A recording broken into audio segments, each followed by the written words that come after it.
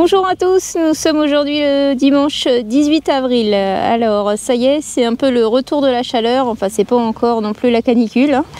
Mais bon, on va faire avec. Je vais démarrer mes starters aujourd'hui, donc il fait 13-14 degrés.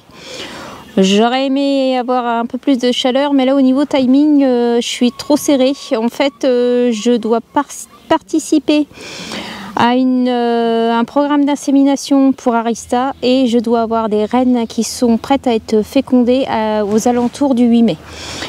Donc je vais devoir démarrer mes élevages, commencer mes starters aujourd'hui pour pouvoir greffer demain lundi, dans le meilleur des cas. Et donc on va préparer le starter et puis ensuite on va aller poser les hausses là qui sont derrière moi ici. Pour les ruchers qui sont en attente là depuis un petit moment. Les colonies sont assez belles et donc on va aller certainement hausser les colonies après avoir préparé au moins un starter pour demain. Voilà. Et ben c'est parti, on y va. Donc pour préparer mon starter, on est parti de ma ruche peuplée là que je suis allée chercher, je pense que c'était mardi dernier.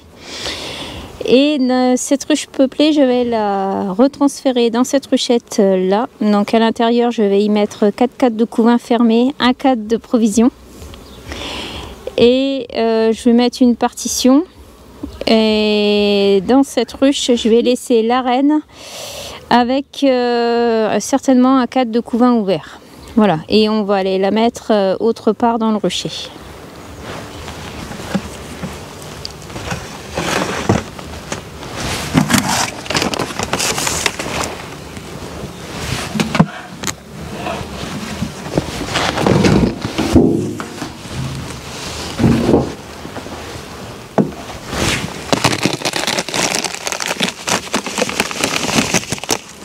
Donc on ouvre la ruche.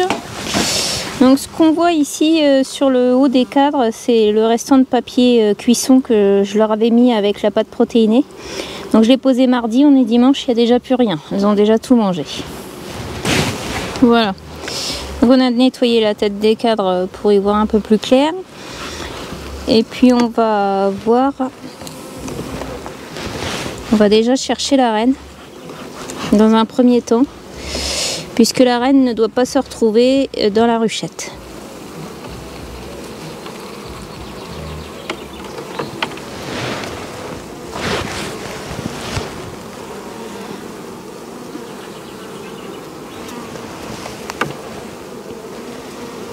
Alors ça, c'est un cadre de réserve qu'on va leur laisser.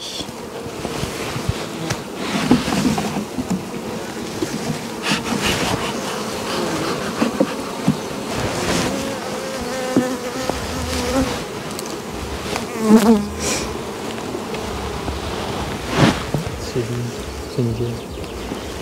C'est une petite amorce, ça c'est un...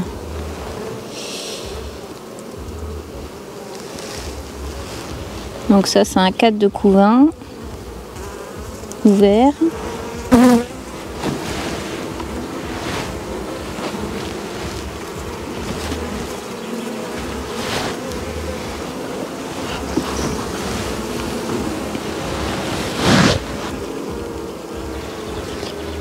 Là on a un cadre de couvain fermé. Donc l'idéal c'est qu'on ait 4 cadres de couvain comme ceci pour pouvoir former le starter. Donc a priori la reine n'est pas dessus.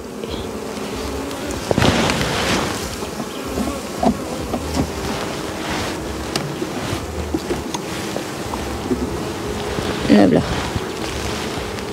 Elle est là. C'est un cadre de couvain ouvert avec la reine, donc on va la laisser à l'intérieur de la ruche.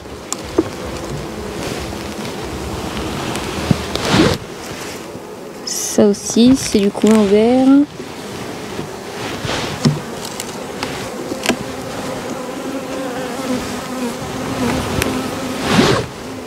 Un cadre de couvain fermé.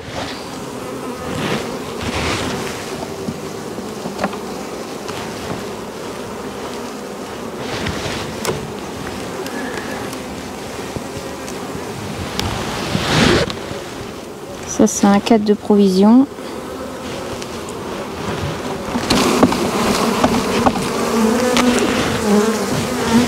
On va laisser à la reine.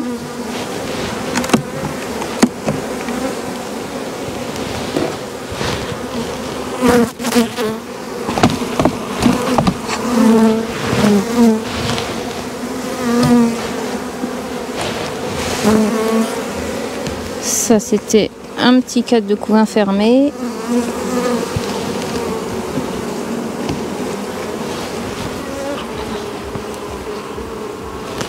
Donc on va vérifier si la reine elle est toujours bien sur ce cadre là. Elle est en bas du cadre, donc là c'est bon.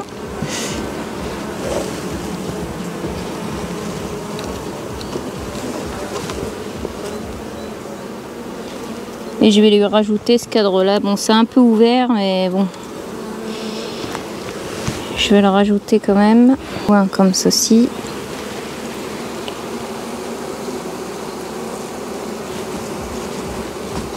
Un petit coup de fumée là. Je vais lui mettre la pâte protéinée.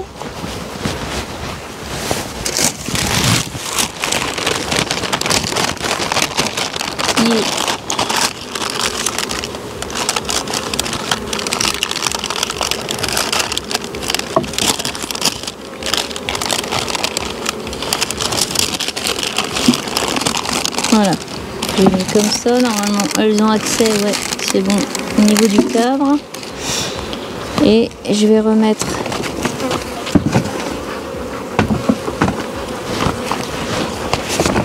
le plastique. Et on va leur mettre aussi un nourrisseur de sirop.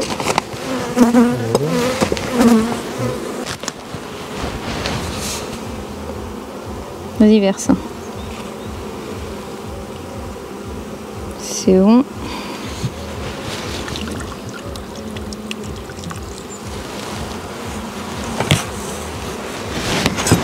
Ouais, je leur mets un peu d'eau aussi pour diluer un petit peu le sirop.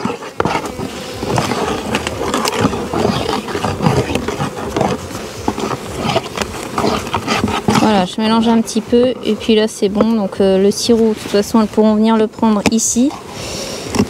On va même leur montrer le chemin, on va leur en mettre un petit peu pour qu'elles comprennent. Voilà. Donc, dans ce compartiment là, dans cette ruchette là, elle est orpheline. Je vais la laisser ainsi jusqu'à demain après-midi, donc 24 heures. Et puis demain, normalement, je suis censée venir poser mon greffage à l'intérieur de cette ruche là. Donc c'est pour ça que je l'ai bien pourvue en sirop et en pâte protéinée pour qu'elle manque de rien. Surtout que là on est vraiment qu'au tout début de la mielée de printemps. Normalement je devrais avoir des cadres avec pas mal de miel dessus, mais comme tout démarre assez tard cette année, donc c'est tout, c'est comme ça. Donc la reine, elle, avec Théo, on va aller déplacer la ruche, on va aller la mettre plus loin. Sinon, ce qui risque de se passer, si je laisse tout en place, si je laisse la reine ici et la ruchette orpheline ici, elles vont toutes, les abeilles d'ici vont toutes revenir dans la ruche d'origine. Donc tu peux refermer la ruchette et puis on va refermer la ruche. Donc la ruche, là j'avais pas prévu, mais je viendrai remettre 5 cires gaufrées dans cette ruche là et puis elle va continuer à se développer tranquillement puisqu'il y a la reine dedans. Voilà, et puis on va la déplacer plus loin. On a remis la ruchette à l'emplacement de la ruche de production pour que les butineuses puissent revenir directement dans cette ruchette. Donc voilà pour ce qui était de la méthode donc pour les éleveuses. L'idéal ça aurait été que je commence dans 3-4 jours, que ça miele quand même un petit peu. Parce que là les cadres on voit ils sont quand même secs. Je sais pas trop si ça va fonctionner comme ça. Bon, bref, on verra bien. Sur la deuxième il y a l'air quand même d'avoir quand même un petit peu plus de monde sur la deuxième ruchette qui se trouve là, celle du milieu. Après je vais faire la même chose sur les deux ruches là qui restent. Et demain, donc, je suis censée venir greffer. Et puis, on verra bien ce que ça va donner. De toute façon, là, j'ai pas le choix. Faut quand même que je démarre mes élevages, justement, pour faire mes inséminations aux alentours du 8 mai. Donc, je termine ça. Et puis ensuite, on part au rucher pour poser les hausses. C'est parti. Voilà, donc comme convenu, nous sommes dans le rucher pour poser les hausses. On a déjà commencé là à poser les hausses là. Alors là, c'est un lot de hausses en cryptomeria, donc on a fait un essai cette année. L'avantage, c'est très léger, l'inconvénient, c'est très fragile. Donc voilà, donc on verra bien ce que ça donne. Donc on a commencé à dépalettiser celle-ci et puis Théo et sa petite amie sont venus me donner un coup de main pour poser les hausses. Voilà. Donc dans un premier temps, ce qu'on fait pour la pose des hausses, c'est que déjà on évalue la grosseur de la colonie. Donc celle-ci, ça n'est pas trop mal puisqu'elle est sur... la population elle occupe toute la ruche. Donc on ne se pose pas trop de questions. Donc là on peut poser les hausses. Et donc on donne un coup de fumée pour que les abeilles descendent dans la ruche. Et puis Théo ensuite gratte le dessus des cadres pour éviter que la cire ne colle à la grille à reine. Et quand on va retirer les hausses, ça nous facilitera la tâche puisque les cadres ne seront pas collés à la grille à reine et ça nous facilitera le travail. Voilà. Donc là, la tête des cadres est nettoyée. On pose une grille à reine. Donc chez nous, la grille à reine, c'est systématique. Elles ont toute une grille à reine pour éviter que la reine ne vienne pondre dans la housse. Voilà. Donc, et puis après, c'est ainsi de suite comme ça. On continue.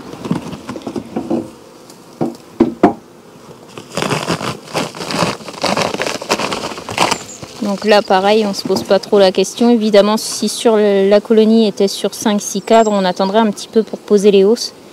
Mais là, elles sont quand même relativement populeuses, donc on pose des hausses sur l'ensemble du rucher.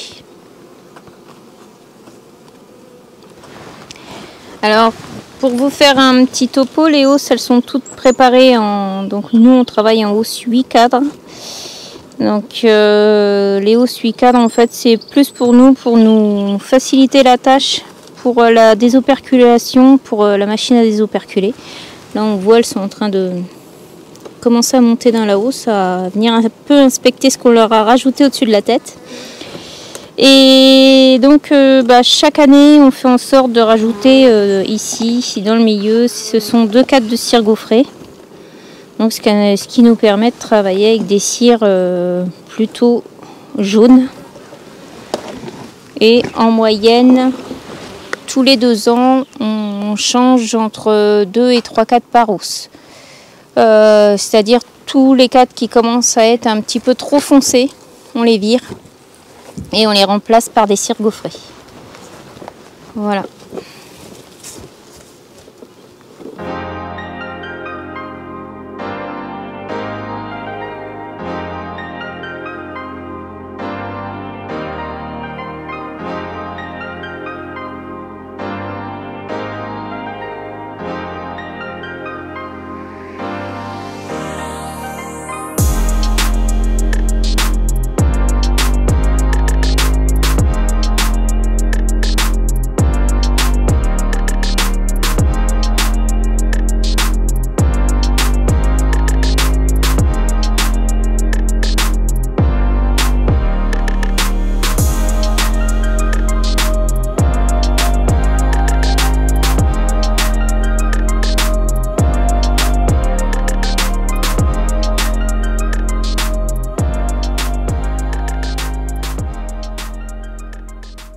Ce qu'on pouvait dire pour cette vidéo, une courte vidéo, je crois que ça s'est ressenti, je suis pas contente au niveau de mes starters, franchement déjà ça fait trop tôt pour moi pour greffer. On voit bien que les cadres sont pas remplis de miel, mais bon, je pense que d'ici le milieu de la semaine, là, ça va commencer un petit peu à se regonfler au niveau des colonies. Là, on est vraiment au tout début de la mielée, quoi. Donc, je pense que ça va commencer à mieler lundi ou mardi, hein, si vraiment il refait beau. On nous annonçait du 19 degrés, là je viens de regarder les températures, donc c'est pour ça que ça m'a un peu pété le moral. On nous annonce du 16 degrés, au meilleur de la journée, donc c'est pas encore non plus les grosses chaleurs. J'espère franchement que ça va se remettre. Là, vous allez me dire, ouais mais t'élèves maintenant, tout ça, c'est trop tôt. Bah, malheureusement, le timing il est comme ça, je suis tenue de le respecter. Donc voilà, en même temps, il me faut pas énormément de rennes à élever. Donc je verrai bien ce que ça va donner. Je grefferai demain. Donc si j'ai le temps demain, je vous fais une petite vidéo pour ça. Oui, donc la semaine prochaine, ça va être une grosse semaine parce que je voudrais terminer de poser les hausses. J'ai aussi pas mal de monde qui va venir. J'ai Valentin qui va me donner un coup de main. Je perds mon meilleur ouvrier, Théo, parce que lui, il va en stage pendant 15 jours. Et j'ai aussi mon petit stagiaire qui va arriver, donc je vais avoir pas mal de monde à m'occuper, mais malgré tout, bon, j'ai quand même pas mal de monde qui vient m'aider. J'ai Lilian et Pauline qui seront là aussi. Bref, donc la semaine prochaine, j'ai les hausses donc à terminer. J'ai aussi mes élevages à faire pour les inséminations prévues vers le 8 mai. Et il faudrait aussi que je fasse la semaine prochaine l'introduction de mes rennes hivernées. Donc j'ai encore pas mal de taf. Et voilà, donc je pense qu'il y aura aussi pas mal de choses à voir si j'ai le temps de filmer tout ça. Pour vous montrer l'introduction des rennes hivernées, la fabrication des essaims artificiels. Et voilà. Ce que je voulais vous dire aussi, c'est que à partir de maintenant, je ne vais plus avoir trop le temps de filmer, de faire les montages et tout ça. Donc si je vous fais des vidéos, je pense que ça sera de courtes vidéos. Peut-être pas avec des super belles intros, des images de drone et tout ça, parce que là, j'aurais vraiment plus le temps de faire tout ça. Mais sachez que je pense à vous et que je continuerai quand même à vous filmer dans la mesure du possible, ce que je peux vous montrer sur mon exploitation.